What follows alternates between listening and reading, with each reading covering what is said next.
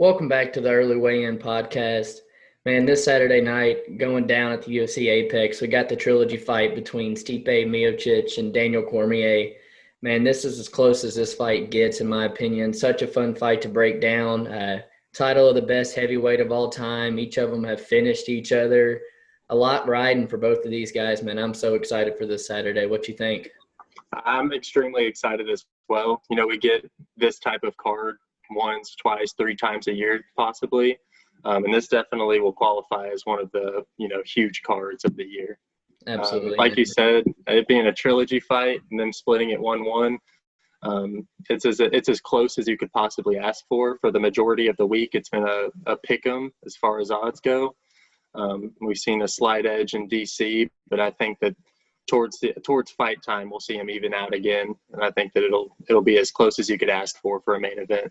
Absolutely, man. Yeah, the odds are super close, man. A lot riding on this fight for both guys as well.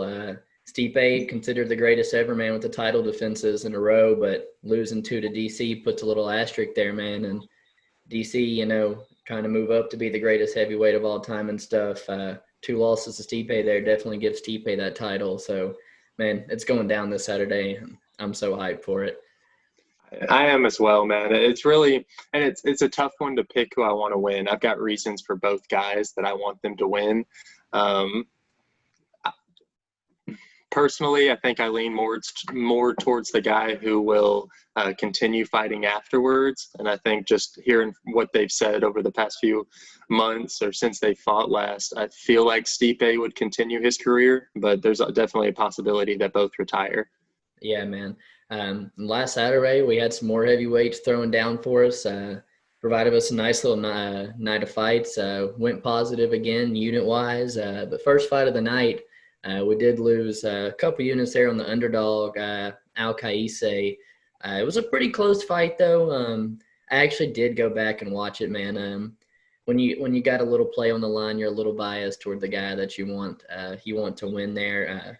Irwin stopped a lot of the takedowns and on the feet was by far the better of the two, in my opinion. Yeah, so I definitely, whenever it initially started, I had a dog in the fight. So I was leaning more towards the Kwesi decision. But I think looking back on it, or at least having some time to settle down, Irwin did a good job getting that takedown at the very end. I think regardless of how the other rounds went, just ending up in that dominant position, really wanting that round, and then the first two being so close. I just think there is a definite round for Vera, two close rounds for Casey, so you never know who's going to win. I'm not terribly mad at it, but I did write down in my notes I was pretty upset about it. So. Yeah.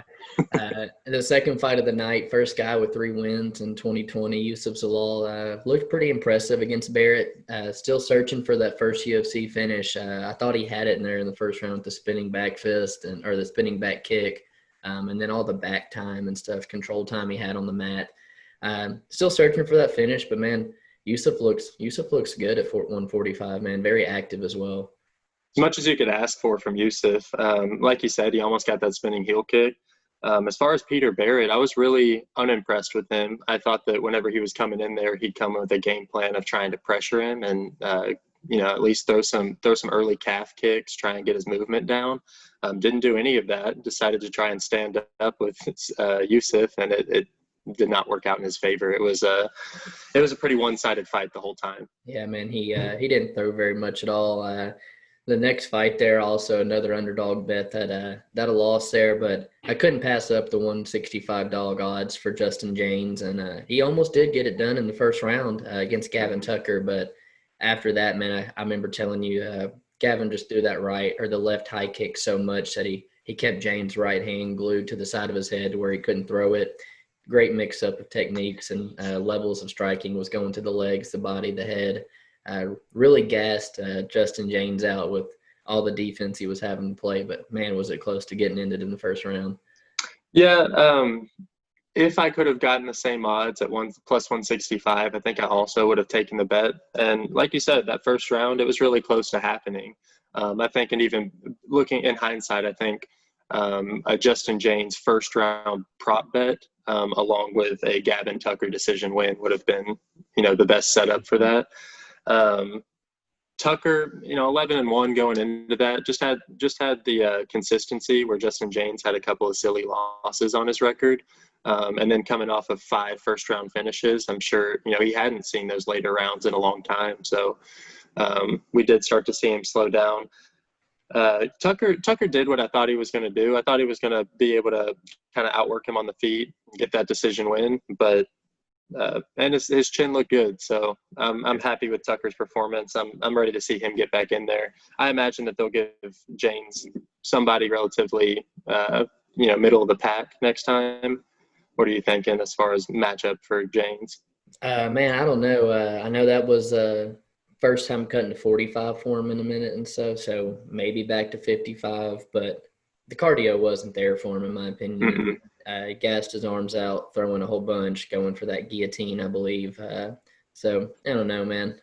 I like to bet against Gavin Tucker. The size, matchup as well, but Justin James will be giving up some size to some of those opponents. I know definitely going to have to be a lower middle of the pack guy because I don't see him winning any big fights.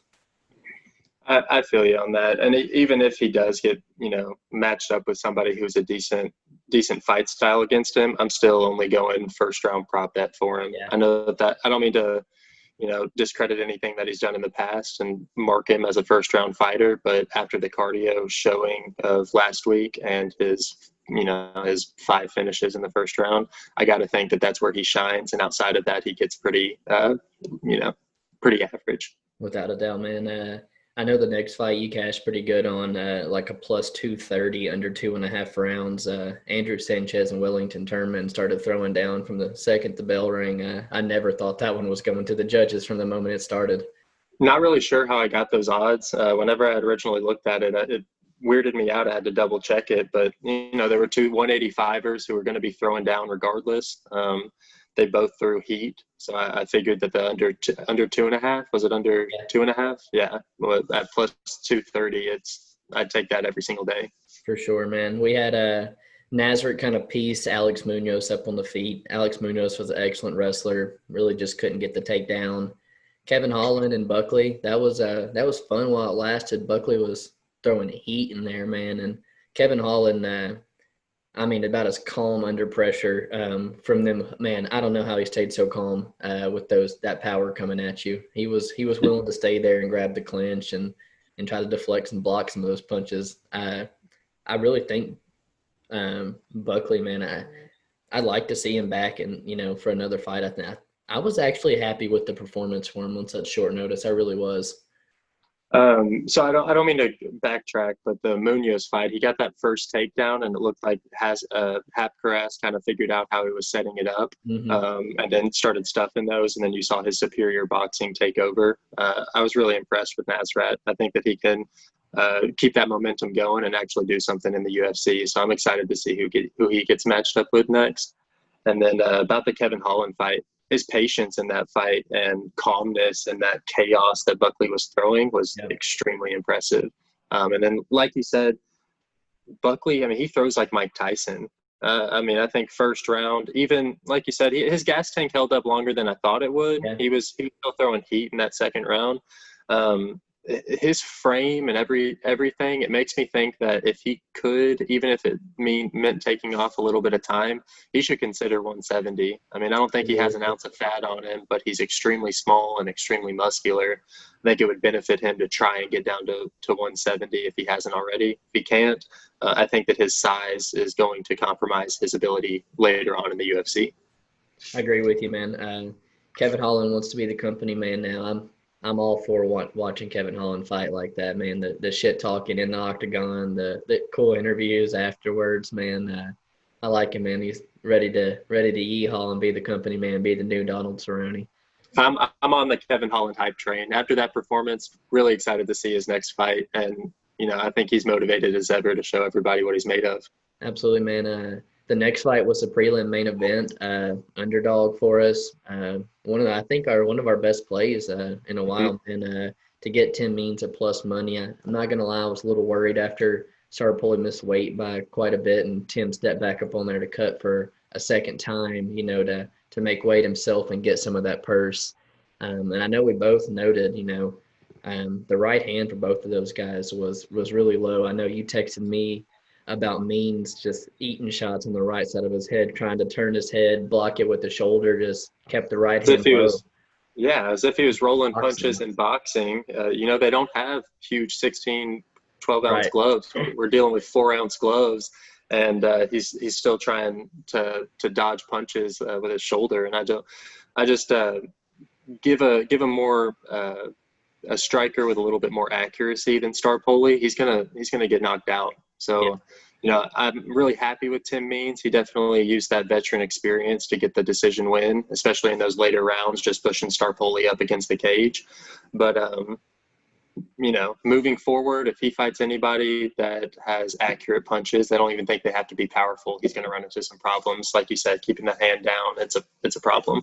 Yeah, and I know I texted you about Starpoli keeping that right hand low and about the left high kick, and then Tim Means set him down with it right on the jaw. I was hoping to get the finish there, but like you said, you'd mentioned that veteran experience, man. And in that third round, he knew it was close. He knew he needed a round, and I have no problem with you going out there and just pushing the guy up on the fence and beating him up for the last 5 to guarantee that extra little payday. Didn't mind it at all. I was really happy with it. The first fight of the main card, man, Benel DeRouche and Scott Holtzman, that I actually got even money of that going over 2.5, and kind of a bad bet on my part after, going back and seeing all the finishes Benel DeRouche has had in a row. But, man, that was the first time Scott Holtzman has ever been finished like that. What a finishing sequence, and that spinning back fist that put him out, man, walk-off KO. That was – Benel's on a tear right now, man. He might be the most exciting fighter to watch right now in the UFC. I mean, you're going to get a banger of a fight whenever Benel's fighting. I know you had texted me, though. He does get hit too much, though, man. And the more he climbs the rankings, he's gonna have his lights put out again, man. Somebody's gonna get his number, but as of now, if he gets getting put up against this mid to upper echelon fighter, I think he'll do okay. But once he breaks that top 10, I think he'll definitely run into some problems. Agree with you. And then Yana Kunitskaya just put Julia on the fence and beat her up, man. I know we were talking about the armbar from Julia, and the moment she pulled guard and that hit the mat, the armbar was locked in almost instantly. If it hits the mat, she's got guard, man. That armbar is very dangerous. It's coming, and she set it up beautifully and almost got Yana out of there, man. Yeah, it was really impressive for the time that she did have the fight on the ground. I wanted to note Yana's slam. That was insane. Yeah. I haven't really seen slams like that in women's MMA, but I was really impressed with that. Maki Patolo and Darren Stewart, that was my biggest play of the night at a -120. I put a couple units on that one, not seeing the judges. Not really the way a lot of people thought it was going to end. I know the odds makers with the Stewart sub was like plus 1,700 or something like that. Maki's now rebooked with IMPA from the Contender Series last night in a couple weeks. So Maki really trying to get back in there and, get the W back. He was I feel like Maki might have been winning that, but he shot for the takedown. And the moment he went for the takedown, the neck was snatched, man. I feel like he just needs to keep it at his boxing range where he has the power. And he initiated that takedown that got him caught. I'm with you, man. I'm not really sure why he tried that because I also had him winning that round before the Stewart subbed him. Mm-hmm. There's no reason for him to engage in a takedown. I thought that he was doing just fine. Not to say that he would have won on the feet either, but he was at least getting the better of him in that first round. So I figured he would have tried to stick with that, and then if Stewart started catching it, maybe shoot for the takedown. Mm-hmm. But really impressed with how technical Stewart's guillotine was. He changed his hands and everything and was still able to finish it. He looked good. Right. And the co-main event was our final play of the night. Big step down in competition for him, kind of, in terms of who he was fighting. I know he had been finished in like all of his past fights, but man, we were able to get Weidman at the almost pick 'em odds, man, a -115 there. Was happy to snag that. With that, we did go positive on the night. good odds, man. Weidman did exactly what we thought he was going to do. Play it smart, use his wrestling. Both of them gassed, but man, Amari, he gassed bad, and when Chris was on top, there was no getting him off of him at that point. Like you said, Chris, to a T, exactly what he needed to do, exactly what we said he would do. That being said, they both looked garbage. And Yeah, I personally think that if they fight anybody above them, they're going to get pieced up. I would be happy to see Chris Weidman take his walk right now and retire on top. I think he should go out with that. And then Omari, consider going back down to 170 or fixing that cardio, because it was obvious that he was not prepared for that fight cardio wise. Yeah. We were back and forth there on the main event. I know you went with Olenek there, and I went with Derek Lewis, and man, that entire first round, I'm not gonna lie to you, I was sweating, man. I was on the edge of my seat. Wrong kind of submission to try to pull on Derek Lewis. Just big barrel chested, a big neck, hard to get the scarf hold on him. But, man, he switched to that key lock, the arm lock right there in the last 15 seconds. And, I think he had it locked in. You give him a minute left on that round, and I think Derek might have tapped, man. But I knew he needed one punch, man. The 38, 40-pound difference, whatever it was, the power that he brings in. I knew just with as old as Alexei is, the chins let him down. Over the course of 25 minutes, Derek Lewis needed one punch, man, to get that done. But I was sweating that first round. I'm with you, man. And I will still say that I think Derek Lewis might be the most overrated heavyweight fighter in the world. That whole first round, when Alexei was just cranking on his neck for 4 minutes, Derek Lewis made 0 attempts to get up. He didn't have the power. He didn't use that man strength that we thought he had, or that we know he has, to just get up off the ground. And maybe that's a testament to how good Alexei is on the ground, just being able to keep that control. But you're right. He spent 3.5 minutes squeezing as hard as he could on his neck in a choke that's not really meant for somebody with a thick neck like Derek Lewis. And as soon as he switched to that key lock, it was just too little too late. Round ended, and then he has to go through a pretty hard task of getting him down to the ground again at the start of the second. And then I have to note, I know that it won't, nobody will ever bring it up again, but Alexei took a couple of back of the head shots that shouldn't have been taken, and you'll never hear about that again. But I don't know. I just feel like the UFC could do a little bit better job addressing the back of the head shots and the fence grabs in the future. That's all I got to say. Maybe I'm a little salty because of the loss. Little salty. Man, going down this Saturday, UFC 252. It's a great pay-per-view, man. And from top to bottom, there was 2 fights added a little late. Didn't get the time to watch the tape, get some notes on them, but we do have some heavyweights, man. And Jorge Gonzalez fighting Ike Villanueva. I think Villanueva's the one who Chase Sherman just came in there and looked really good against. So I see a finish in that. Both guys are kind of sloppy on the feet. Heavyweight fight with some big power. Both guys like to box. I like a finish there, man. And then they added a featherweight fight of Kai Kamaka III versus Tony Kelly. Not going to lie, got to have to do some tape study and stuff on those guys. I don't really know anything about them. Man, I'll take all the fights I can get on Saturday.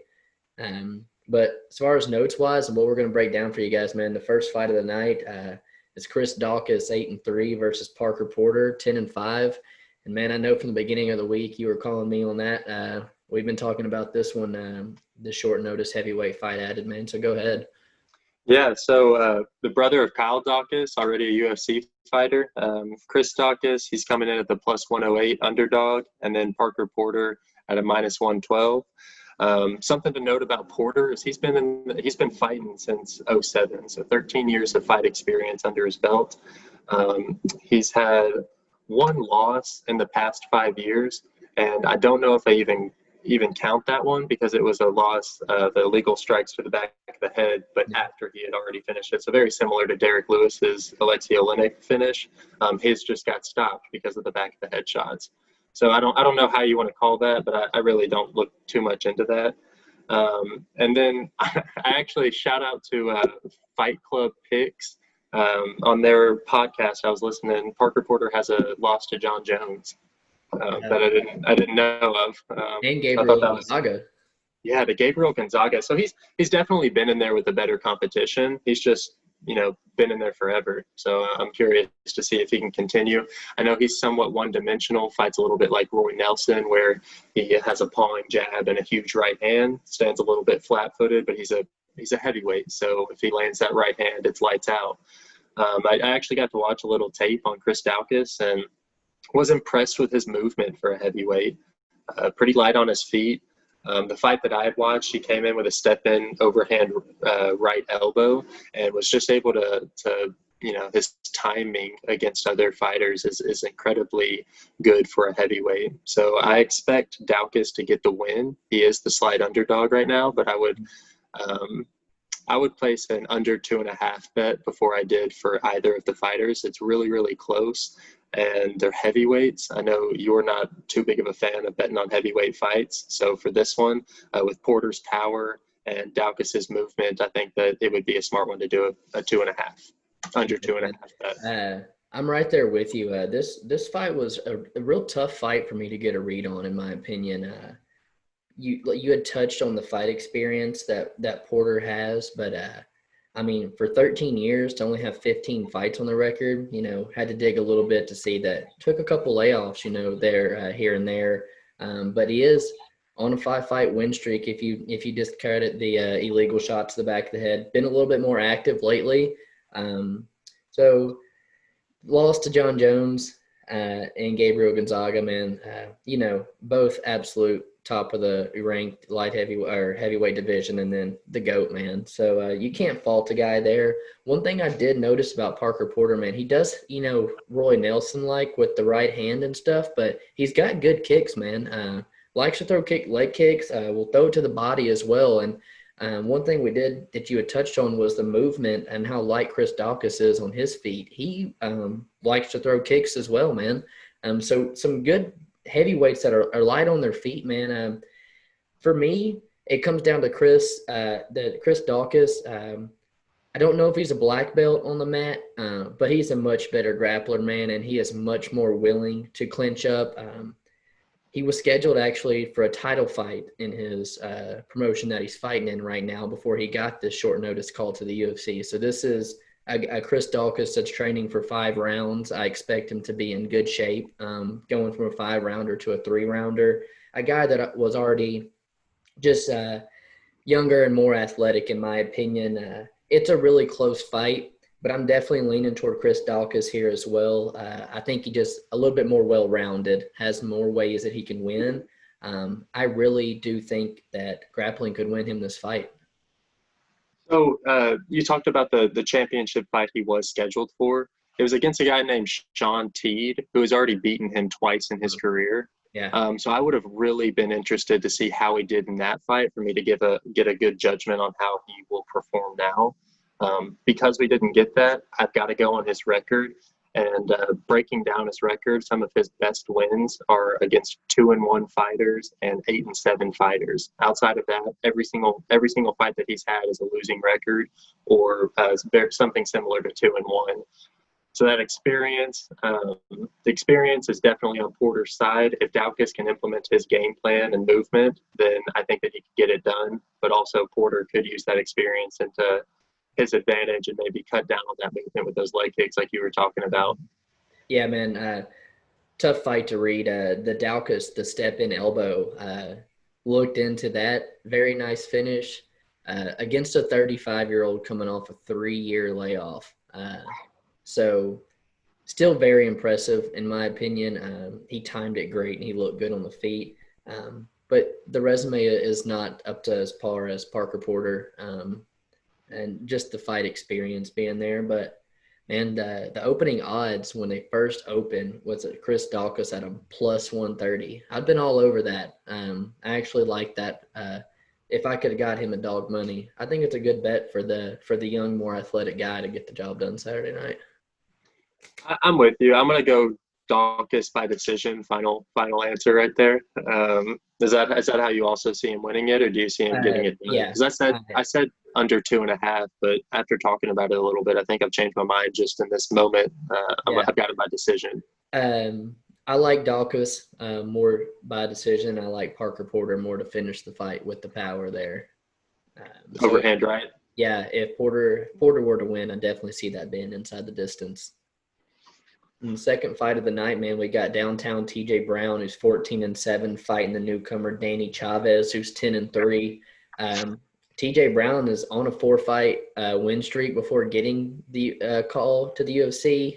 Very, very nice performance on the Contender Series. Great wrestler. I know he trained with Bryce Mitchell, man. He had a lot of hype coming into that Jordan Griffin fight in his UFC debut. And there's no doubt about it. I mean, man, he was – I don't want to say dominating, but, man, he was without a doubt winning that fight against Jordan Griffin before the cardio just let him down. He gassed bad. Jordan started taking over late, and then eventually, I believe, snatched the guillotine on one of those takedowns. He starts fast, and he's willing to get in there and throw down with you as well. TJ Brown's a fun fighter. I don't see this one going to the judges at all, actually. I was watching something as well, man, where TJ Brown was talking about the weight cut in that fight with Jordan Griffin, man. I think it's a 145-pound fight, and he was cutting around from the 185, 180 range, man. So I heard he's coming into this camp much lighter, around the 165. So not as bad cut for him. Not to say the cardio is going to be better, but I expect it to be in this fight. Danny Chavez is making his UFC debut. And just last month, man, actually won the belt in his smaller organization. So he is right back into another camp. I expect him to be in phenomenal shape. A pretty much striker versus grappler battle here, though, because Chavez is dangerous on the feet, very, very dangerous on the feet, but that's his only path to victory, man. I think TJ can get it done on the feet, but it's going to be the much superior wrestler. It's going to wear on him with those takedowns, eventually get the submission win on the ground. So originally, I was all TJ Brown. After watching his tape against Peter Barrett from last week, Yeah. I just had my eye on it, and then I saw that he was on this card, and I got really excited, and was looking forward to seeing him implement that wrestling game of his. Then I looked more into Danny Chavez, and I can't say I'm not impressed. He's on the 3-fight win streak with those 3 opponents having a combined record of 20-10. So there are no just gimme fights in there at all. He's finishing them too. Yeah, he's doing really well with them. And I think you brought up his kicks. He's got great low calf kicks, and so I'm really curious to see if he could use those against TJ without getting taken down. So you're always taking that risk against a wrestler when you try and kick. One other thing to note is he trains at MMA Masters with Ricardo Lamas, and Colby Covington just moved there. So if he's training with Covington, that would be somebody who could really give him those pointers with stopping the takedowns. And so I'm really looking to see his takedown defense kind of improve since Colby has joined their gym. I'm curious to see how this fight plays out. I'm a lot less confident on it than I was 4 days ago, a week ago.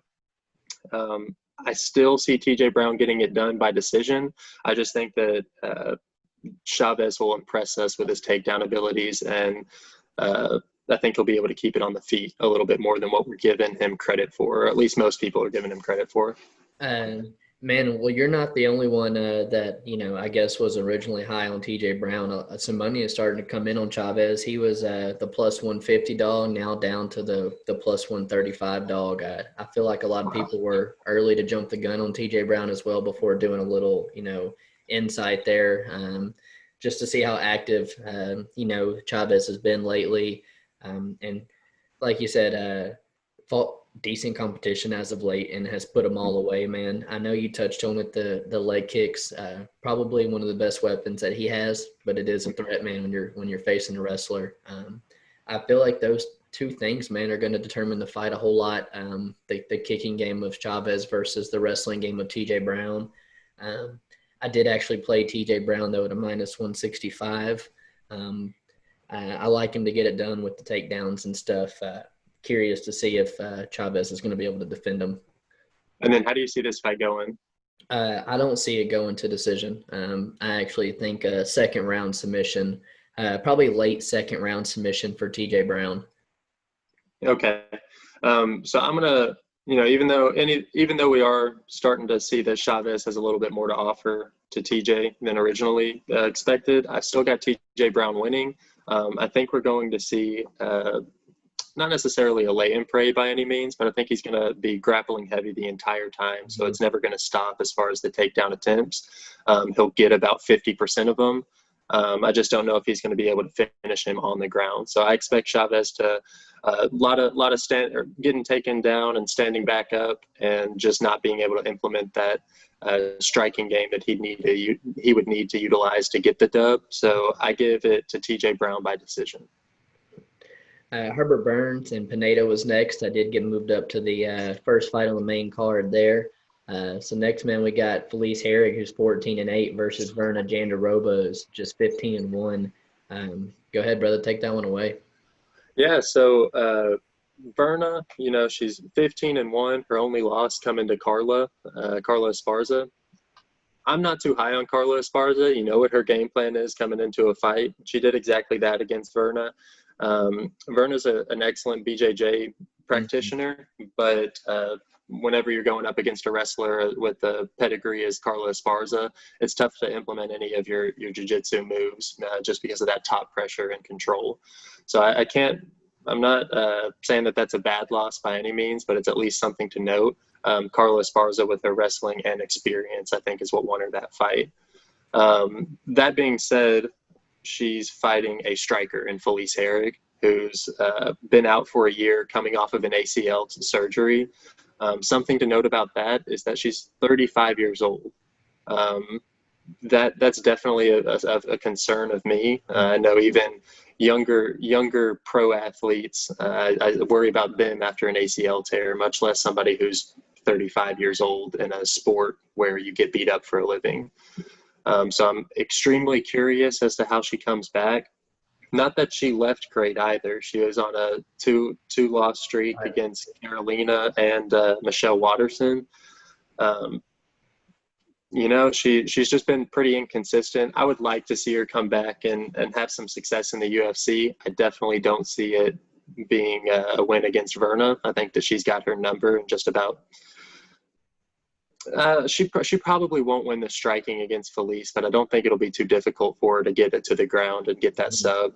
I've got her winning by sub second round. So, man, I'm all right there with you, man. So common opponent between them both, actually, Carla Esparza. They've both lost to Carla Esparza. But Virna lost to the Carla Esparza, who was a champion and stuff, not the Carla Esparza on the regional scene. So, man, I like to think that Virna's loss was against a much more polished Carla Esparza. And like you said, man, Carla Esparza knows how to come in there and just take your weapons away from you with her wrestling. Super smart, and I know has cost me money a couple times.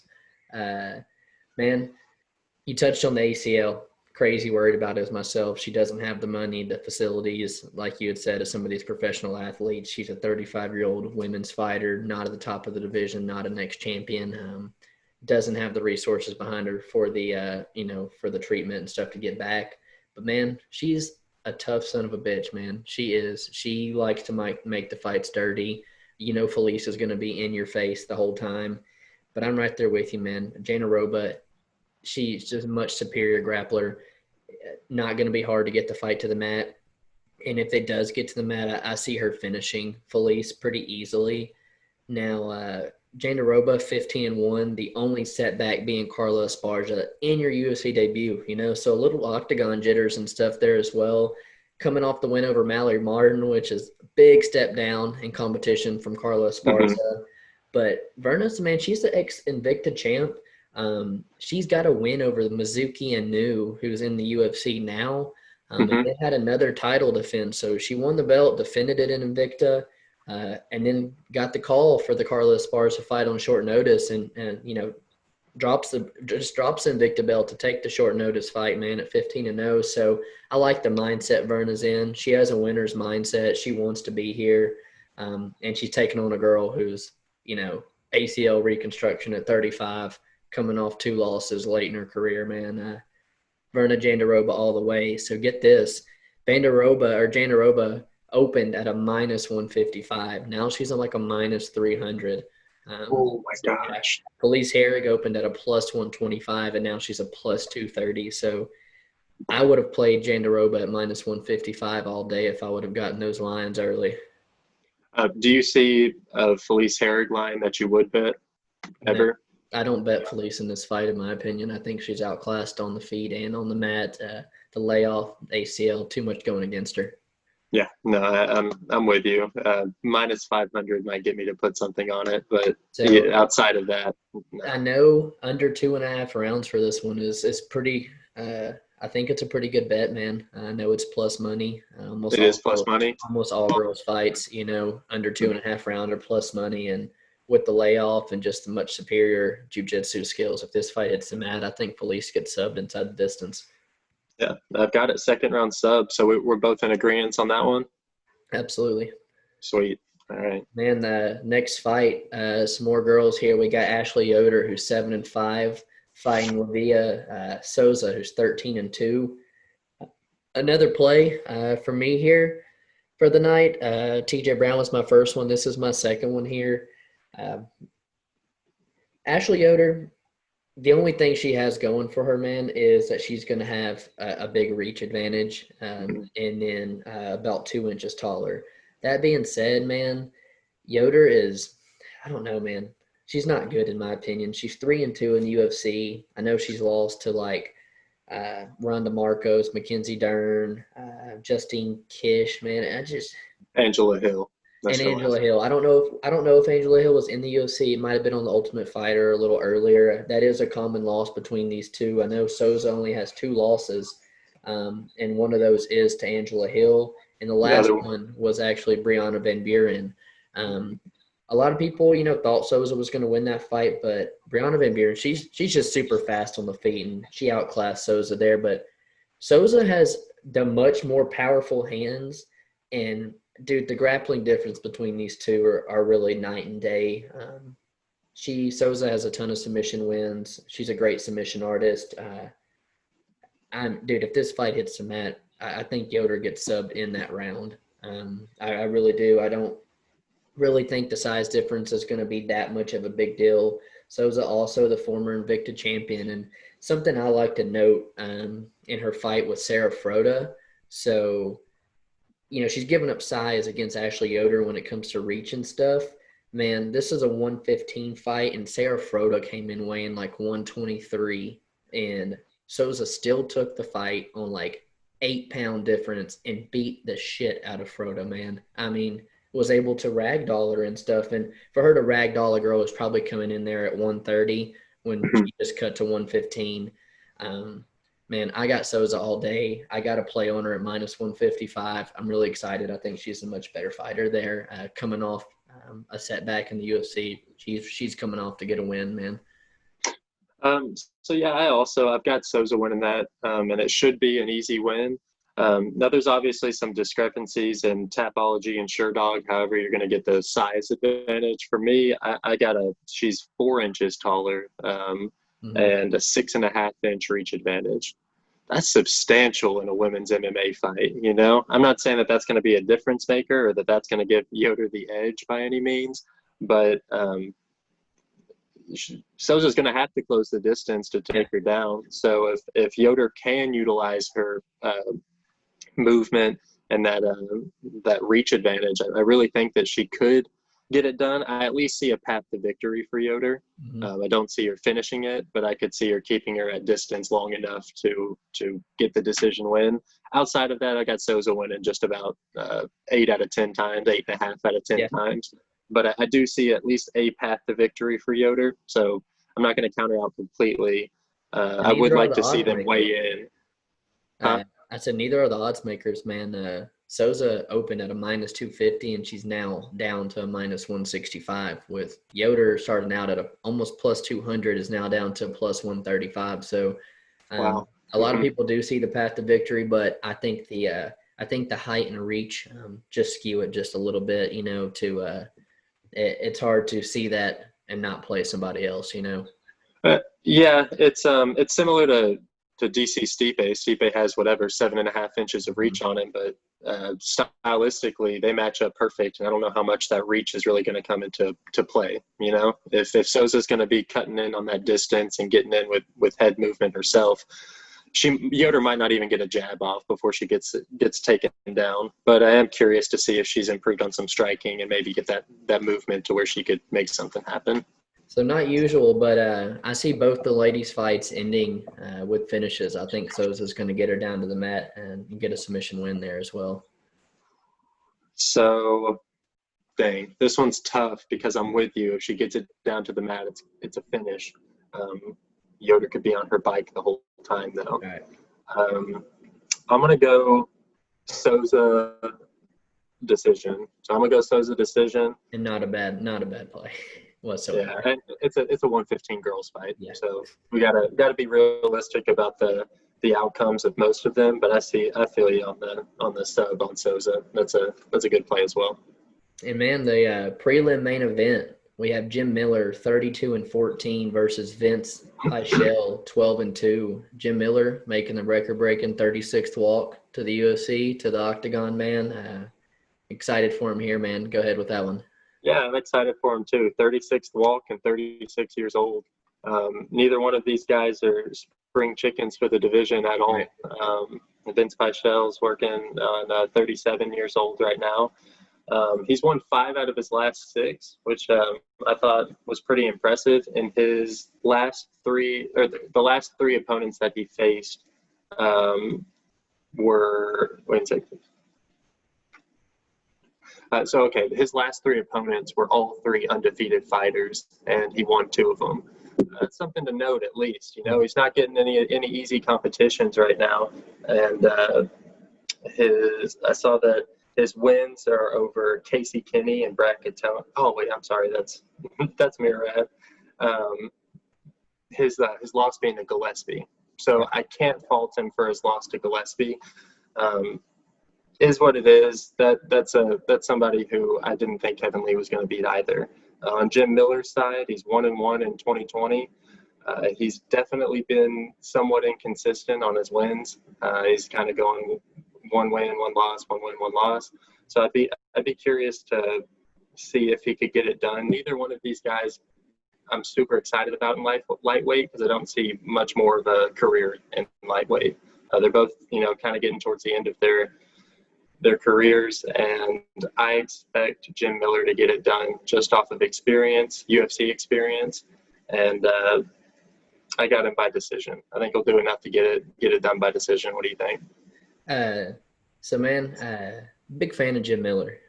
I really like him a lot. I'm happy for him to break the record. Happy he's taking it from Cerrone in this one. They both guys have beaten Roosevelt Roberts. Both of them have kind of derailed that hype train. Roosevelt Roberts was a pretty decent-sized favorite in both of those fights that he lost there. With Vinc, you touched on it, 37 years old, man, and just not near the experience in the octagon that Jim Miller has. But Vinc, man, you know what you're going to get. You're going to get a tough guy who's in your face and with good striking skills. That being said, he does tend to get out-grappled by guys with superior grappling, and Jim Miller's made a living on taking people down and submitting them. I know his last 4 wins are by submission. Jim Miller is. So that's something to note there. One thing that just gets me to respect Jim Miller so much, man, he might truly have the best resume on the UFC roster. He has lost the big fights, but it's like Charles Oliveira, Dustin Poirier, Dan Hooker, Benson Henderson, Nate Diaz, man. I mean, it's the cream of the crop, Pettis, Holtzman, Trinaldo. Dude, you can't. Holtzman's a bad matchup for someone aging like that because I was surprised Benny was able to put him away. He's never been finished before. Much stronger than Jim Miller was. I like Jim Miller to get this one done inside the distance. I have him by submission as well. I think we're going to see a couple submissions in a row there on the prelims. I got Jim Miller at plus money at plus 110. Don't really know how I snagged it because the odds have been all over the place. Happened to get on there and snag it, and then I know he's down to like a minus 105 now. Okay. So I like my play on him, just the much more experienced and the much better grappler, and that's where we've seen Pichel have his 2 losses or by submission. So one more thing to note about Miller is I think a really good fight to try to draw comparisons to this Vinc fight is the Clay Guida win. I think that both, we're seeing, again, 2 fighters kind of at the end of their career, and Jim just being able to kind of out-edge it. So I give it to Jim by decision. You've got Jim by sub. You got a round for that? First round. First round. Okay. Yeah. First round sub for Jim Miller, man. And, man, starting the main event there, they moved Herbert Burns and Daniel Pineda up to kick off the fight night or to kick off the pay-per-view. All for it, man. I think that's a super, super good fight. Herbert Burns, the little brother of Gilbert, man, 11-2, one of the best prospects at 145 right now, fighting Daniel Pineda, who's 26-13. Very, very, very good fight, man. Herbert Burns is on a 5-fight win streak. Daniel Pineda's on a 6-fight win streak. It's got the little asterisk there, which we'll get to. But man, I'm all over Herbert Burns. I've put a couple units on him at minus 260. I know he's now at the minus 300, and it's only going to go up in my opinion.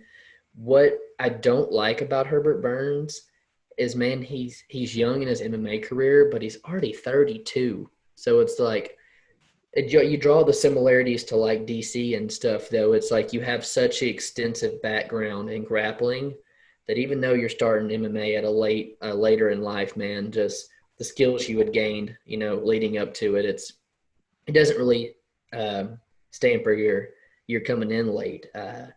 He had a UFC debut KO against Nate Landwehr, who was a really good striker, had been fighting in the M1 Global Series and stuff, and put him out on the feet. So we see Herbert Burns striking improve every time, in my opinion, because when you have that grappling background, when you start MMA, you get to put so much into your striking. And young guys in their MMA career, we see them grow leaps and bounds almost every fight, and I think it's real evident with Herbert Burns. That being said, man, Pineda is an absolute veteran, man. This is his second time coming back in the UFC. He had a little stint in Bellator and LFA. He lost to the top guys in Bellator before getting released from there, but lost to like the top of the division there that Bellator has. He's got losses to like Mike Brown and Chas Skelly, man. He's been in there for a long time. That being said, man, 26 wins, 26 finishes. Daniel Pineda is not in there to see the judges. 18 of those 26, though, by submission. Yeah. Herbert Burns is not somebody that you're going to go out there and sub. That's what gets me to play the Burns line so much is you win all these fights by submission. Man, that's his go-to. That's his bread and butter. He's a very good grappler, and man, he's not even gonna come close to to putting Herbert in danger. In my opinion, Herbert's twice the grappler.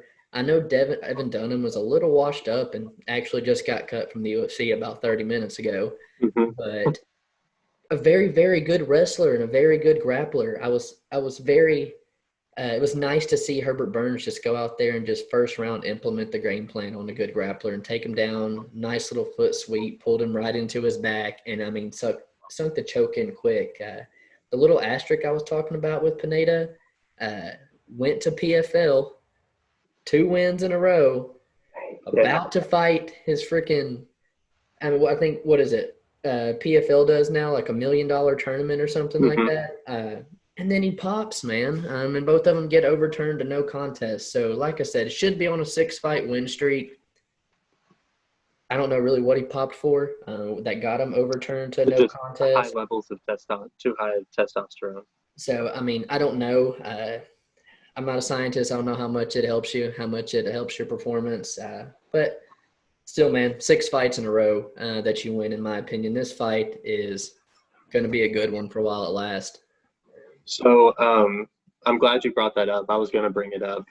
I don't mean to discredit Burns here by any means. So let me start by first saying that his best wins are Dunham, Landwehr, and Luis Gomez, right? Dunham was on a 2-fight losing streak before he fought him. Mm-hmm. So, I mean, that's a compromised Dunham right there. That's why he got caught, or why he got cut. Nate Landwehr, I guess you have to make that is his most legitimate fight. That's his biggest win of his career, and I think that isn't saying much. Mm-hmm. I think Nate's a good fighter. I think Nate's a good fighter, but that's not saying too much. Luis Gomez, Chase Hooper just beat him. He has holes in his game. It's still not anybody I'd write home about if I did beat. Mm-hmm. That being said, 4-time BJJ world champion. Can't look past that, and it's a no-gi champion. So he's not been using gis to hold on to and grips that you wouldn't be able to use in an actual UFC fight. So that's something big. Daniel Pineda, he the only fighters that I know that he trains with is Mike the Truth Jackson and Colby's sister, or I'm sorry, Nate or Colby Northcutt, Sage Northcutt's sister. Sage's sister. Yeah. But yeah, he tested positive for those elevated testosterone levels. Hasn't been in a year. Was this fight on short notice? Yeah, so this was put together a little bit of short notice. Probably a week and a half, 2 weeks maybe. So I got to ask the question: is he in the UFC testing pool long enough to where he could pop and maybe get cut immediately? And then 2, less than a year layoff for getting popped with high testosterone in your last 2 fights? What's happening? I got a question. Is he still on it right now? Is he gonna fight Herbert Burns, give him a loss, and then pop again? Like who knows? He obviously didn't get punished for it, so I'm curious as to how Dana justified bringing him in after just doing that. Mm-hmm. Seems odd to reward somebody after doing PEDs. So on that, he has beaten Mavlid and Naibulov, who has a win over Burns. That Mavlid is one of the 2 guys that he beat testing positive. So within the last year, he beat that guy, and Herbert Burns, that's one of his 2 losses. Yep. So that's at least something to note. Pineda's I wouldn't count him out. And after going over Herbert's best wins, being Evan Dunham off that L2, Nate Landwehr, I do not see a minus 350. What is he? I think it's just like even 300 right now. Okay, so a 3-1 favorite. I don't see it for Herbert Burns. I mean, I understand that his Brazilian Jiu-Jitsu pedigree kind of, I get it. I see where they're coming from, but I wouldn't bet on that fight just because of Pineda's, the common opponents, and then you don't know if he's going to be coming in overweight. It's on short notice. If he's still shooting, you don't know. So it's a wild card pick. I'd stay away from that one just because I don't think Herbert Burns has proven himself enough. Yeah, I feel you. The resume is 100% on the side of Daniel Pineda. But man, I got a lot of hype on Herbert Burns right now. I'm actually excited at the minus 260. I think it's only going to go up from there. I just can't get over the fact that 90% of 75% of your wins are by submission. It's not going to happen against a 4-time BJJ world champ, and he doesn't scare me enough on the feet. And to see Herbert Burns put Nate Landwehr out in the clinch, it likes to make me think that Herbert can at least can stand with him. And if it gets dangerous, I got it all on the map for Herbert there. Another thing I noticed about the overweight, his last fight with Evan Dunham was actually out of catch weight of 150, and I think Dunham had missed weight at 150. So Burns just agreed to it. Yeah. So I don't think I'm all over Burns, man. There's really nothing Pineda has showed me outside of the resume that makes me think he really stands a chance. I understand that. I don't really know what his path to victory would be, but I just think that the odds are, it's just not justified yet. Like, Yusuf Zalal, he proved me wrong last week. I felt he was a green fighter who getting those type of odds, it wasn't justified, but he proved me wrong. So maybe Herbert Burns shows me something I don't know. I just don't see the 3-1 dogs on somebody whose best win is Nate Landwehr. Right. Magomed Ankalaev and Ion Kutalaba was supposed to be on the main card. We had Ion test positive there for the coronavirus, so that fight has been rescheduled now. That's going to be a very, very fun fight. I know the next fight there on the main card is John Dodson, who's 22-11, versus Merab Dvalishvilli. Man, that's a really, really fun fight, and that's a really hard last name to say, man. Go ahead and take it away. I agree. I'm calling him Merab. So John Dodson is not getting the credit he deserves here. I'll start off by saying that. Now, I was a little bit early on betting him. Yeah. About 2.5 weeks ago, the odds came out, and I saw Dodson as a plus 155 and thought, that's as good as that's going to get. I didn't think it would be any better than that, but here we are. He's sitting at like a plus 190 or something. So I don't understand where the odds makers' heads are at. Dodson, he trains out of Jackson Wink. His only losses on his his only losses are by decision in the past.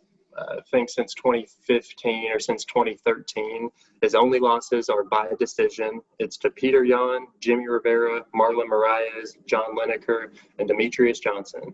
You've got either current belt holders, some would say the GOAT, and then Rivera and Lineker. At that time, they were the bee's knees. They were on everybody's radar, and they were destroying people. Yep. That being said, his wins, Nathaniel Wood, Pedro Munoz, Eddie Weiland, Jussier Formiga, Tim Elliott, and TJ Dillashaw. I got to throw that one in there, and I know that that's not the same John Dodson that we're getting today, but it's still experience alone. He's beaten TJ Dillashaw. Like, he's no slouch whatsoever, and I think his Nathaniel Wood performance, there were times where he didn't necessarily look like the full John Dodson, but he got the win, and I can accredit that to his experience. He got the finish, and I understand it was a comeback win. A lot of people saw it as a comeback finish. Whatever. I think that he picked his shot. He picked his shot, and it was experience. Maybe he was setting it up. We don't really know, but I did like that win. Another thing, Merab's going to have a very grappling-heavy attack, and I've never seen John Dodson get held down. He's 5'3". He's as stocky as you could ask for in the division, and I think that he's going to have a very difficult time trying to keep John Dodson down like he has in his last fights. John Dodson has that movement speed, great fast hands, maybe the fastest hands in the division. So I could definitely see Merab going in head down for a takedown and really getting pieced up, and John being able to circle out and keep the fight standing. On Merab, some things going for him. He's on a 4-fight win streak. He's 6 years younger. He also fought catchweight in his last fight at 140.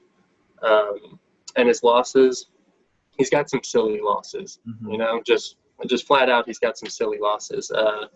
One to Ricky Simone. That's a decent loss. Ricky was good. I think he was 12-1 coming into that fight. He was a legitimate fighter. Then his next loss, Frankie Sands, which it was a decision loss, and some people said that Merab might have should have gotten the nod. But regardless, if Frankie Sands is taking you to decision and you're supposed to be as dominant as ever, I think that speaks volume. At the time, it was like in 2017, so Sands was 37, 38, something like that. I don't see an excuse for that, and we don't see any type of slip up like that on John Dodson's record. That being said, Merab's best wins, Casey Kenny. That's a legitimate win, and I think that one's one that you definitely got to look at. Then Brad Katona, who is now is he in the UFC anymore? I think so. No, yeah. So he got cut. He just never found success in the UFC, so I can't even say that that's a great win either. The last guy he fought, Gutierrez or Gonzalez? Did something short notice after Ray Borg pulled out. Right, something short notice, and he looked like Kazmat in that fight, but it was a short notice guy. I just don't see how he is that big of a favorite. It doesn't make any sense to me, and I'll go John Dodson by decision all day. And I think as the odds increase, it's only getting better for us because maybe there's something I don't know about, but Dodson, I think that anything above a plus 140, I'd take.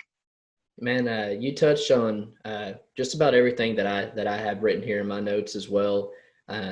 A lot of money has started to come in on Merab there. I waited a little bit later than you. I also played John Dodson there. I think I got him at a plus 165, or he's a plus 175 now, man. So it's only getting bigger dog odds there.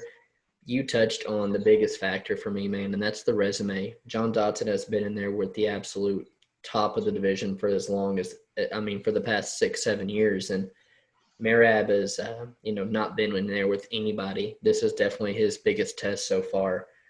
You touched on the terrible losses, Ricky Bandejas, Frankie Saenz, and Ricky Simone, man. It's just, granted, he has absolutely dominated everybody since then, not lost a single round since then. But stylistically, this is not a good fight for him. John Dodson is a very slippery little wily dude, man, that's going to be hard to hold down.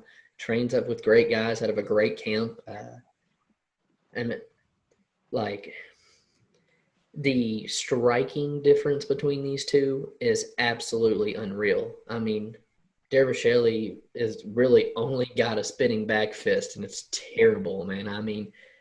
You want to spam it about 20 times a fight. Right. And you want a really good representation. Go watch Khabib fight. Oh God, I can't think of his name. Was it Gleason Tebow? Yeah. And I'm just talking throwing uppercuts from his damn knees and stuff, man. The striking is super sloppy, and John Dodson has very nice striking. Going to be on his horse, like you said, a ton of movement and stuff. It's going to be hard to hold him down, and that's going to be the biggest thing, man, is if Merab's going to be able to hold him down.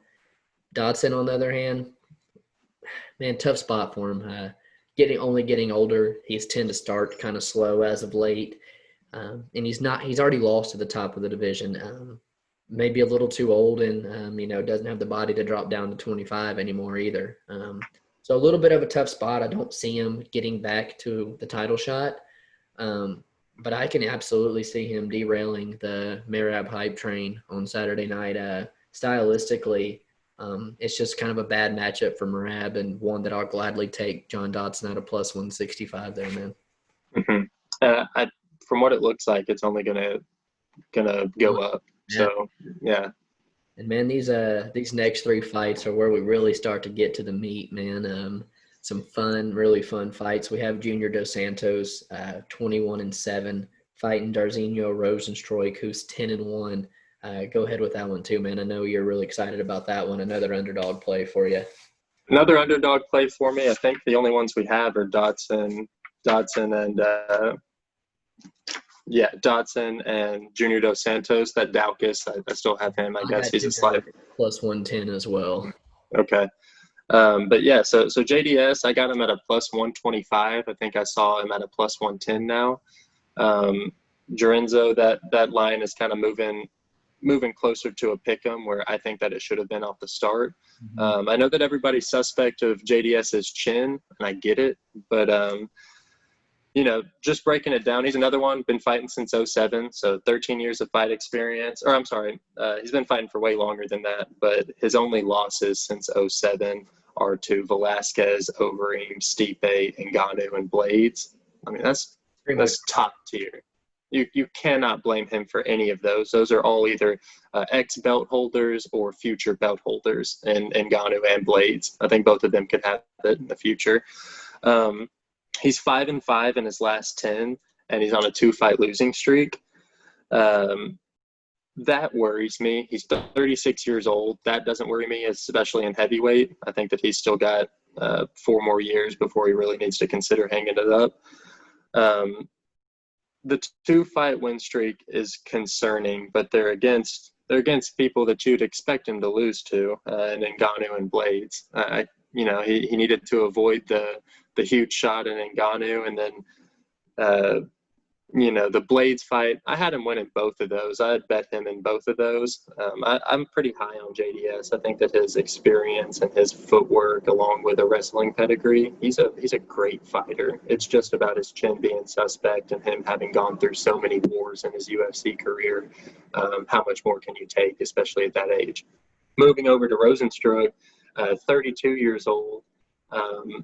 He was, before he KO'd Overeem, he was losing that fight, All five. Yeah, it was not going in his favor, and he gets the KO. That looked good, but outside of that, he was getting outclassed.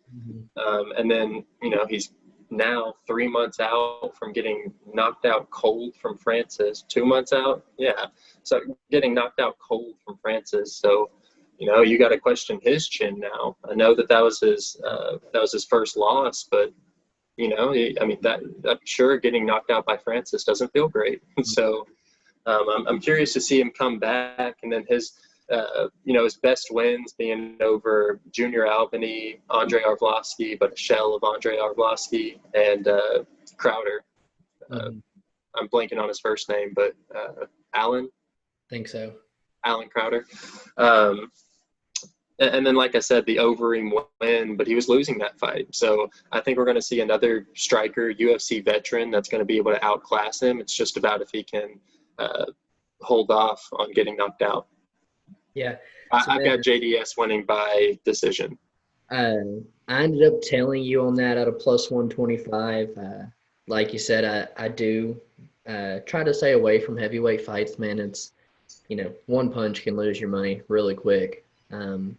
You had touched on just, the wars and stuff that JDS has been in. The chin, 100% is to question. But the much more veteran of a fighter, much more well-rounded fighter, and still very, very good with his hands and very good footwork. Then on the other side, Rosenstruck, very, very extensive kickboxing record before moving over to the UFC. So another guy with great hands, great footwork, and great speed. One thing I do like to note, I'm pretty sure, man, when I did the podcast the first time, they had Rosenstruck and Francis listed like the same height something. And when you get in there, Francis was so much bigger. I think they have overlisted Rosenstruck. He does not seem to be the 6'4" or whatever that they have him listed at. He's a big dude, don't get me wrong. But for some reason, man, there's something about him that it looks a little smaller. And I think it plays in his advantage with his speed and his kicks and stuff. But I feel like Junior's going to be the much stronger guy. And if he does clinch up, it's going to be him all day. I don't know. I don't know if you do. I follow Junior Dos Santos on Instagram. Motherfucker do not. Cut right now. The best shape of his life, without a doubt. I promise you, best shape of his life. He's never looked better. I'll send it to you when the podcast is over here. I like hearing that, dude. For sure. Best shape of his life, man. He is lean. He's still got the muscle on him. Physically, he looks to be in the best shape of his career. And you touch on the Rosenstruck getting his chin just demolished 2 months ago, man. He was out in midair, fell up against the cage, took 2 more from Francis, man. Called you and talked about it earlier. We'll touch on it here in a second. I think that did a little bit to Stipe's chin in that first fight with DC. I think it enabled the knockout a little bit as well, man. Francis can really take the chin away from me if you don't give it time to heal. I'm kind of worried about our bet. I feel like Junior is definitely more path to victory, but man, he doesn't have the chin to take these from Rosenstruck. If Rosenstruck puts that power into it like he did with the Overeem fight, he's putting Junior Dos Santos away. The biggest thing it comes down to me, it came down to it in the Stipe fight, in the Blades fight, and everything. Junior cannot back up against the fence. He has to keep his back off the fence. When he backs up, he loses the footwork. He gets caught with the overhand right every single time. With Stipe, he threw the uppercut and got caught with just a quicker right overhand from Blades. defense spells bad news for him. So, begs the question, what is your path to victory for JDS then? Because I feel like Rosenstruik's bread and butter is being a counter fighter, throwing a left hook on somebody coming in on him. So, now that you say that, you're right. And yeah, now I'm a little bit worried because, I mean, he will have to close it. He will either have to push the pace or close that distance to get in on Rosenstruik. And Rosenstruik's about as good as you could possibly get at timing that left hook. I mean, we've seen it like 3 times already in the UFC. Yeah. Man, you might have to pull a Francis, man. Throw caution to the wind and just rush his ass. But I'm dead serious, man. Junior Dos Santos is a much better, well-rounded fighter. If he really wants to, he needs to watch the Junior Albini tape and go out there and take him down and lay on him and beat him up. It will be the easiest fight of Junior's life if he does that. Rosenstruik has 0 takedown defense. That being said, when have we ever seen Junior Dos Santos do that to anybody? He comes in there and he puts on a show for us. Right. I like the bet at 125. I think he's got more ways to get it done, and he very well, I think, has a good chance of getting it done. But Rosenstruik really does have the one punch chance to finish this fight. And Junior does not have the one punch chin. So then in a co-main event, we got undefeated Sugar Sean O'Malley 12-0 taking on Marlon Cheeto Vera at 15-6, and Cheeto, you can go ahead and thank Sugar Sean for getting you the co-main event at 252, man. Sugar Sean is the superstar in the making, man. I love that he's getting the co-main spot already. I absolutely think he has the mindset for it. And the Sugar Sean we've seen since the layoff, since the little small suspension, I mean, looks unstoppable. The biggest thing for me, the Sugar Sean before the layoff and the Sugar Sean after looks like a different human being, man. The strength and conditioning work that he put in is unreal. I know you follow him on Instagram and stuff too. The work he put in on his ground game on those 2 years, unreal. And he's getting that superstar effect to him. I think I kind of see it evident in a little bit. Cheeto's been way more outspoken this week than he normally has been. I think Sugar Sean has gotten in his head a little bit, On the other side, Cheeto just was on like a 5-fight win streak, finishing all of them. It should be 6, in my opinion. I think he beat Song Yadong. Very, very smart game plan in the 3rd round, going out there to take him down and stuff. I feel like a lot of people will agree with me that we thought Cheeto Vera won that fight against Song Yadong. Cheeto really, the only path to victory here for me is a rear naked choke. I think that's the only path he has to victory, and I think he's super, super underestimating Sugar Sean's ground game. What impressed me in Sugar Sean's last fight is Wineland is a lifelong striker. That is not a guy who was a wrestler, made his transition to MMA. I know he kept his hands down, but, I mean, Wineland's a veteran that's been around forever, has a ton of knockouts on his resume, and is a lifelong striker. And Sean, I mean, he made him look silly, man. The way he was able to keep that range and tag him down just come down on top of his head with that right hand, man. I feel like that stung it all. And then to show that uppercut, just to, Eddie was pawing to stop it, man, and literally hands down to stop it and gets caught with just a straight right. I mean, Sean's speed with his hands are unreal. His size at bantamweight is unreal. And just the superstar aura and effect that he brings in, man. He gets in people's head. He has Cody Garbrandt talking. He's got Peter Yan talking. He's got Marlon Vera talking, man. And this kid's like 24 years old, 25 years old. Marlon Vera's going to have to rely on his fight IQ to get it done here. Again, only path to victory I see for Cheeto Vera is to get this down and get a rear naked choke. Outside of that, I'm all Sugar Sean on Saturday, man. So I'm also all Sugar Sean. Let me first say I had Song Yadong in that fight, so I'm not one of the people that will agree with you on that decision. Other than that, Marlon Vera, his resume is not super impressive. Looking at it, I think his most notable wins are Andre Ewell and Brian Kelleher. Yeah. Outside of that, Andre not Ewell's much. A little bit of a good comparison, though, to Sean with the longness and the range and stuff, but not on the skill level. Yeah, you touched on Sean's the aura that he brings into the fight game. He's got the same like vibe as Connor. You Yeah. know, it's like his charisma and his confidence. It just, you can see it. Everybody can feel it whenever he walks in, and I think that he's on cloud nine right now. I literally too. I can't imagine that he is that he's going to be losing. He, you mentioned he had really taken some time to work on his grappling and everything. We saw that he did that submission underground, and Yeah. the draw with Gilbert Melendez. He beat Takanori Gomi, and then Hector Lombard, I think, ripped off his leg, but he's a 185er, so right.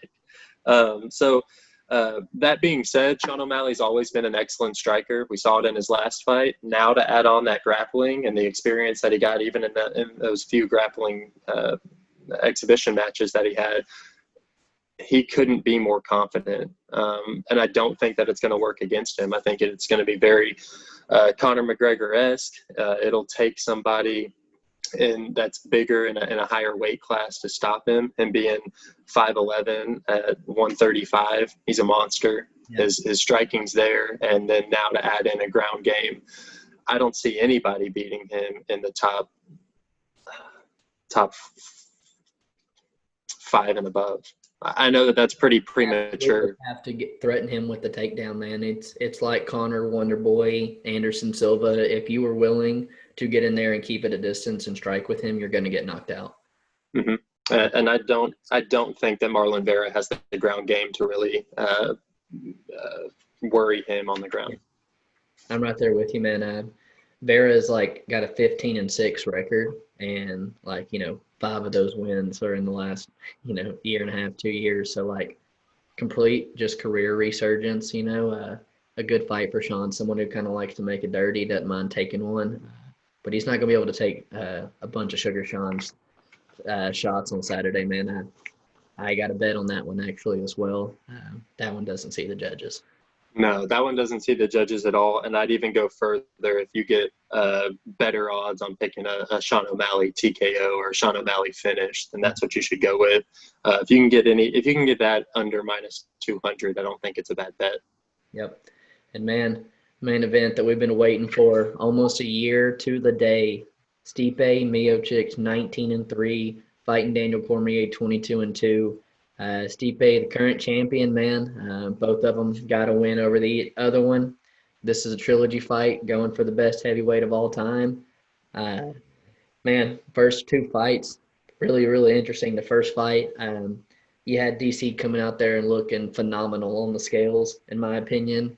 Came out there and showed how much quicker he was at 220 pounds with his hands, with his jab. I touched on the Ngannou maybe hurting Stipe's chin a little bit, only getting about a 6-month layoff before fighting DC. But at the same time, there are plenty of commentators and everything. DC called a shot, man. He said he's going to knock him out, and he said it was going to be one excellent clinch. He watched the film, he called it to a T. And then double champ Brock Lesnar steps in, pushes DC. DC comes back at him, man. You're thinking we're about to get DC versus Brock Lesnar, man. I was so hyped for that to fall through, to give him Stipe again. That time, well, I think the Derek Lewis fight was actually before that. We watched DC go from 220 all the way up to almost 260 when he fought Derek Lewis. I think he weighed in 252. So, much happier there at heavyweight, not looking near as good on the scales. Then his second fight with Stipe, a little lighter, but came in at 236, heavier than Stipe. Still not the 220 light on your feet, DC. Looked good early, and I feel like the weight just wore on him. Stipe made the adjustment in the 4th round, and, I feel like DC was slowing down before those body shots. I really do think that. I feel like the body shots only made it worse. Man, Saturday is a super, super close fight. Stipe, technically considered the best heavyweight of all time, maybe with the most title defenses.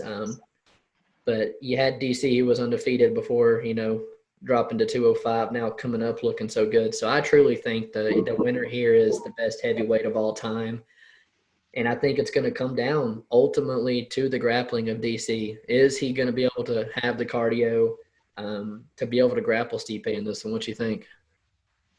So I am very curious to see if DC tries to implement some of his grappling. He's done it in every single one of his other victories. I'd like to see him do it here. That being said, I think that the fight really comes down to if Stipe's chin will hold up to DC's shots. We saw both in the first and second fight, he ate shots, no matter what. Maybe he doesn't have the head movement. I'm not really sure what it is, or maybe DC's that accurate. But he is eating shots. Like first fight, you said coming off of that Ngannou fight, maybe his chin was a little suspect, and that's why he got caught. In that second fight, I don't know how many shots he ate, but he ate DC's cleanest shots for 4 rounds. Yep. It's everything that you could have asked for. That being said, Stipe, like the Terminator, tried, 5, 6 different techniques of how to start landing some of his shots, and then finally in the 4th round, he finds one. Small. Whenever I rewatched it, I watched DC's face. He gives a little bit. He loses his poker face just a little bit, and that's all Stipe needed to go completely berserk and just over and over and over again. And he didn't care if he was eating DC shots trying to land the body shot. If Stipe knows that the punch is coming, and he is confident, and he has that type of confidence, and his chin holds up, I see Stipe getting this done. All that being said, I've got DC in this fight. I think that he is the better fighter. I also think that, his age is going to play a factor. He's 41, going on 42. He's the much smaller man. It's why it's such an even fight. I feel like we could go on and on and on why there's advantages in DC's versus Stipe and vice versa. But realistically, I think DC is the better fighter. It's just about, does he have the power to knock Stipe out, and is Stipe's chin going to hold up? He's got the better wrestling. I just don't know if he's going to be able to utilize it against Stipe, who doesn't get taken down. So what makes it so close, in my opinion, man, is just the fight IQ of both guys. They both come in with a very, very good game plan. Stipe's first title defense, he got tagged on the feet with Alistair and immediately was chasing the legs to get it down to the ground where he had the advantage. The JDS fight put him up against the cage, got that win back. The Francis fight wrestled him. The changes he made in the 4th round of the DC fight, man. And then you go to DC, who is Derek Lewis, Volkan Ozdemir, Anthony Johnson. When you present a danger to DC on the feet, he takes you down and he beats you up and he gets the job done. Both of these guys come in here with phenomenal game plans, and I feel like both of them have seen something that they think that they can capitalize on Saturday. You hit the nail right on the head, man. Like, we both could go on and on for why Stipe could win, why DC could win. 2 things for DC on Saturday night. He really needs to utilize the leg kick to slow Stipe down, keep him in front of him to where he can use the jab, use the right hand so it'll land cleaner, and he's got to threaten with the wrestling. But he's got to come in at 220 to threaten with that wrestling. He can't come in at 240. The weight, it's gonna gas him, man. It's straight up gonna gas him. But we did see in that second fight, he picked Stipe up with the high crotch over the shoulder, dropped him down right into side control where he wanted. He is a much superior grappler here, but both of these guys are absolute. Probably they're definitely the 2 athletic heavyweight champions that we've ever had, man. Stipe, the Golden Gloves champion, a baseball player. Phenomenal footwork, phenomenal hands, and DC has been in this spotlight his whole career, man. From wrestling to the Olympics to fighting Jones to the double champ. He's been in the spotlight forever, and this is a really, really important fight for him, and I think he's going to rise to the occasion on Saturday. So personally, I'm going to go with DC to get it done inside the distance. I'm with you on the DC pick. My question is, does Stipe know what to do now? After that 4th round finish, DC, it's not like he's going to be able to, one, if he comes in lighter, that's gonna deplete the cushion on his body. I don't think that you can necessarily train your body to take those type of shots, and with age, it's not going to help. So to Stipe go immediately, right. So to Stipe go immediately to the body shots as soon as we open up and try and start capitalizing on that early. It took him till the 4th round to figure it out, but damn it. Once he figured out that started to hurt him, it didn't matter. It didn't matter how many shots DC landed. If, like you said, if he's not going to utilize that grappling, Stipe will give any shot DC wants as long as he can give DC a body shot in return. So I'm really curious to see if DC just comes out heavy on the body strikes, maybe not even worry about the DC knockout until he's really softened up the body, and then he could start going up top, similar to John Jones, getting him thinking about that body, and then boom, head kick or straight right, whatever it might be for Stipe. I got to think that he's going to come in with a body heavy attack, though. That would be my path to victory for Stipe. You touched on the age, man. DC 41, Stipe is like 37. I know you had said Stipe been open about wanting to fight again. In my opinion, without a doubt, DC's last fight. If Stipe loses, I might see him taking another one. But man, 2 wins over DC. You got your little girl now. You got you a job outside, and you have Francis there waiting on you. Do you really want that again? Whoever wins the fight has Francis waiting on him. I really do think we see both guys retire with a win on Saturday night. Stipe's faced Francis and won 50-45 in all judges' scorecards. I'm with you. Like, nobody wants to face a first-round Francis, but there's a huge path to victory for Stipe, and same for DC. I think realistically, DC would whoop Francis's ass as well. It's just about if you make it past the first round, and that will be the story of Francis's career. Can you make it out of the first round with him? And when you have just that upper echelon, highest level of grappling possible, Francis is going to. Well, I say that 2 times he's beaten Curtis Blades. Yeah. Right. So, but he hadn't had to stop a takedown in either one of them. So right, that's true. As long as he gets it done early, it's there. The man got on DC on Saturday night. I got DC on Saturday night.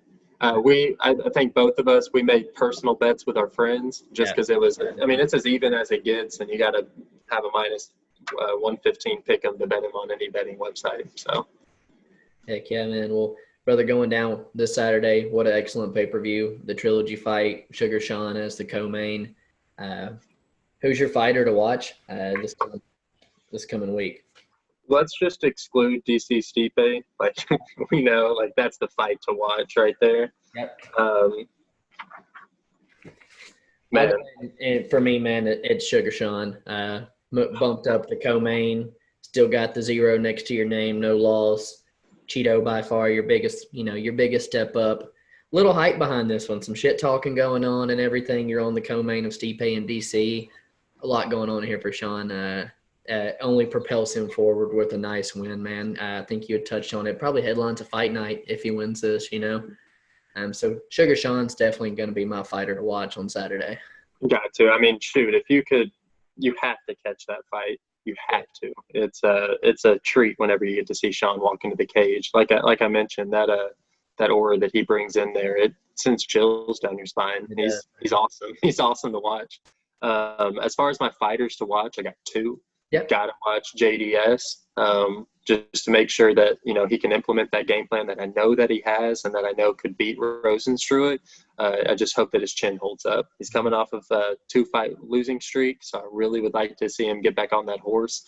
And, he looked good up until those 2 losses. I was really happy with where his career was heading before those 2 losses. So I'd really like for him to get back on that horse and see him get some dubs. Secondly, John Dodson fight. He's my fighter to watch. He is the biggest underdog pick that I have for the night, and I really do think that he has so many ways to get it done. He just has to come in like the John Dodson that we know. Hopefully he hasn't slowed down with any of the age, But outside of that, he is my fighter to watch right there. So, yeah, man, there is a couple underdogs that I think both of us can agree on stand a really good chance stylistically to get the job done on Saturday. All of our bets will tracked at betmma.tips. Feel free to check them out there, man, and make sure to like and subscribe to the channel. Anything else you want to add, man? No, I know in the upcoming weeks we'll be doing a giveaway here soon, so definitely tune back into us, and we'll have some posters or some type of giveaway for you guys. So make sure to let us know in the comments who you guys think are going to win Saturday, and hope you guys cash some bets. We'll catch y'all next week. All right, sounds good.